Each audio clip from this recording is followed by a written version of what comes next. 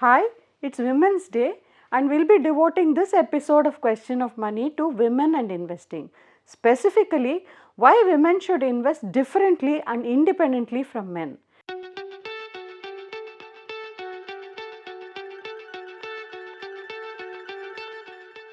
Before we get to the content, let's look at a few clips where we talk to our colleagues in different age groups, women, to know what their life goals are. My 5-year plan is to travel the world. I would like to visit as many countries as I can before I hit 30. In the next 5 years, I'd like to build an independent portfolio to help my parents take care of their medical needs, maintain the current lifestyle that they have right now. And my mom's always wanted to go on a Europe trip, so probably take her for that trip.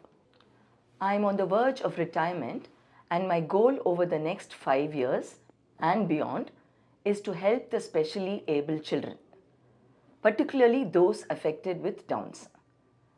I feel at some point in life I need to give back to society, and that's it. What is my goal over the next 5 years?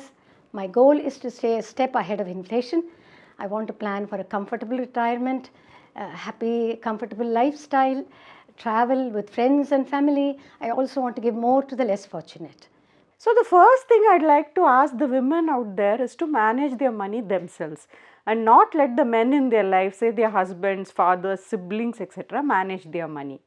Whenever I speak at any investor awareness programs or other events like this, I find that 90 to 95% of the people attending it are actually men. In fact, in India, though women own a lot of demat accounts, mutual funds accounts, etc., majority of them are still managed by men. I am going to give you 4 reasons why women need to manage their own money and manage it very differently from the men do. Now, if you look around you, you will see that men and women generally tend to have very different life views and goals. Typically, the reason you save and invest money and need to make financial decisions is for your life goals. And the life goals of no two people are alike, and generally there is a vast divide between the goals of men and women. So, when we think of going on vacation, I and my husband have a lot of arguments because my idea of a good vacation is to go to a tea bungalow and sip tea there for 3 days doing nothing. And I don't mind if there's no Wi-Fi or TV. But my husband gets terribly bored in such vacations. We have young women in business line who said that their life dream is to travel solo. I know many young women who actually like traveling to fill in their time. I also know young guys who think the idea of a good time is actually to hang out at a pub and watch some sporting event. So once you recognize that men and women actually may want very different things from life, it is necessary to also understand why you need to manage your money differently. So leaving the management of your money to your father, your sibling or your spouse may mean that they don't understand what your life goals and dreams are. What is the use of saving and investing money if you can't actually do what you dream about? To make independent decisions about your life, it is important that you have control of your own money and where it is invested. I can think of many situations where young women need to make important decisions. Should you quit your current job to pursue a higher degree? Should you move to another city where your partner lives? Should you quit your career to have children? Should you get married or remain single?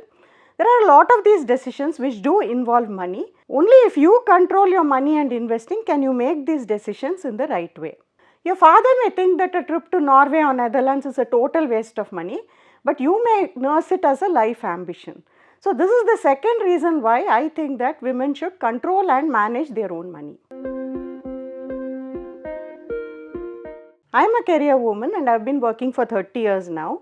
I have seen a lot of women around me, and typically women do tend to take 2 mid-career breaks. Women take 1 mid-career break in their 20s in order to pursue higher studies, probably get married, relocate or have children. They also take a second mid-career break probably in their 50s to take care of their elderly parents or in-laws. Even single women end up taking the second mid-career break. Since you take 2 mid-career breaks, this interrupts your career and promotion, seniority and everything. And you also need to have a significant emergency fund or a fund to draw upon so that you don't have to depend on anybody else.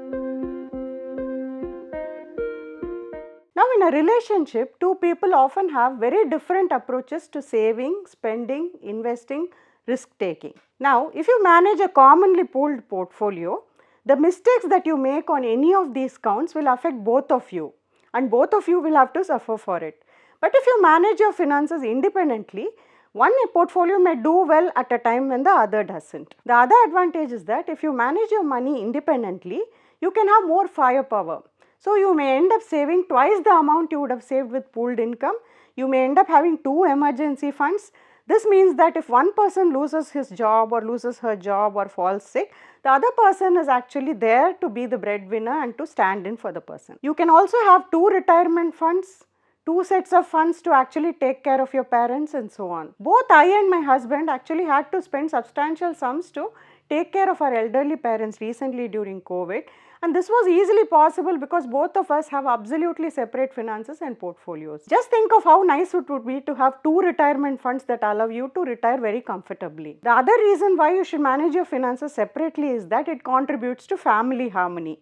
As long as your finances are separate, you will find that you have far fewer arguments with your spouse, your father and your siblings on money matters.